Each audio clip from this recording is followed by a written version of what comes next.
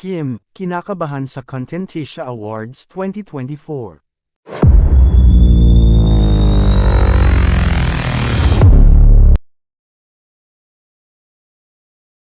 Nasa Taipei, Taiwan ngayon ang actress TV host na si Kim Chiu.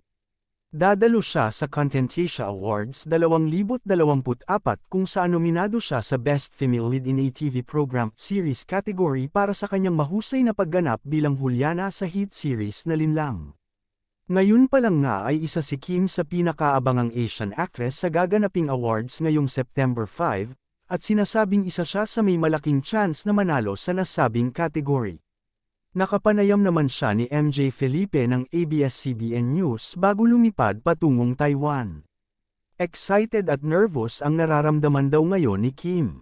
Super excited kasi first time kong ma-nominate sa ganong award-giving body. Nakaka-excite at nakakatuwa yung feeling, say niya. Habang nag-iimpake ako kagabi sabi ko, Diyos ko, itutuloy ko pa ba to?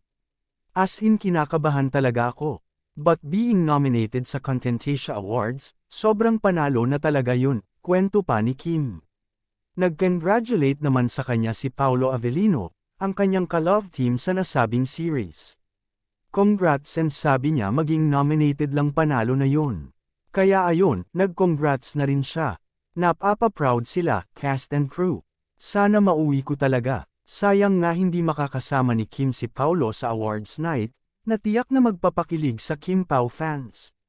Samantala, isa ang asawa ni Vong Navarro at creative head ng ABS-CBN International Productions na si Tanya Winona Bautista Navarro sa mga napiling jury ngayong taon. Good luck, Kim!